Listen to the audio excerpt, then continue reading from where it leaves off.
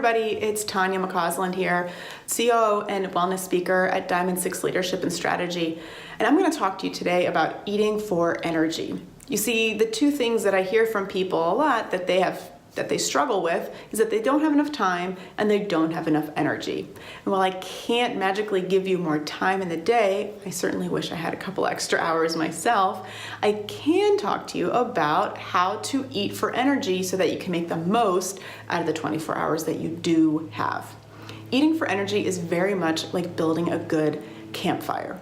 Imagine that you're with your family camping and you want to build a campfire so you can stay warm, maybe roast some marshmallows and maybe a couple of hot dogs, right? What are you going to need in order to start that campfire? Well, you're going to need kindling and maybe some paper, small pieces of wood, things that burn easily and quickly just to get it going. Now, once your fire has started, you'll have a small little fire, and then you're going to add what?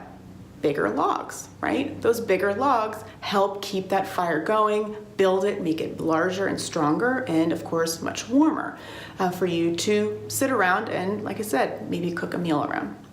So having good stable energy means that you're building also a sustainable campfire through the right foods, an internal campfire, so to speak.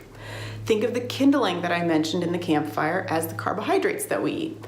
Things like breads and pastas, the occasional cake or cookie, and other simple carbohydrates in our diet. They get our energy going. They get that fire started, just like the kindling in the campfire. However, if all we do is eat, say, kindling foods or simple carbohydrates, our fire could go out very easily and very quickly, or we're going to be sitting there putting a lot of kindling very frequently on that fire, right? You may have experienced this if you maybe have a cookie at some point in the day and then 30 or 45 minutes later you think, I should probably go back to the office kitchen and get another one, right? Because that kindling just doesn't burn for very long and you're craving and looking for more.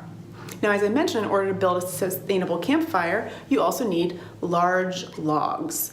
These logs help keep the fire going and build it and make it larger. These logs are like your protein and your healthy fats. So things like meats and cheeses, nuts and seeds, yogurt, cottage cheese, eggs, avocados, those kinds of foods are your protein and healthy fats that keep your internal fire going as well and keep you satisfied and full longer.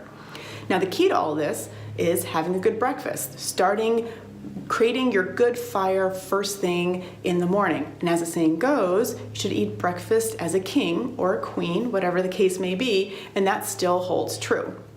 So think of switching up your cereal for a bowl of oatmeal with some nuts and seeds, maybe a pat of butter or some coconut oil. Get some healthy fat in there to keep you full. Or make a breakfast sandwich. Add some scrambled eggs and some cheese to that bagel instead of eating it plain or with cream cheese, for example. With those proteins and healthy fats, you'll stay full longer and you'll have started a really good campfire for the day that you need to maintain. Now, let's go back to your family's campfire that you got started.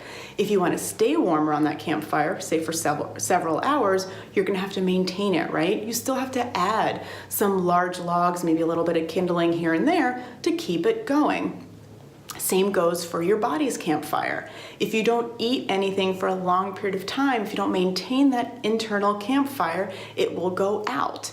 And it's really hard to get it started again. And some of the symptoms you might feel if your campfire goes out are symptoms of low blood sugar. So feeling hungry, obviously, maybe a little angry, anxious, nervous, maybe your heart rate goes up, maybe you have a poor time focusing, or you have low energy.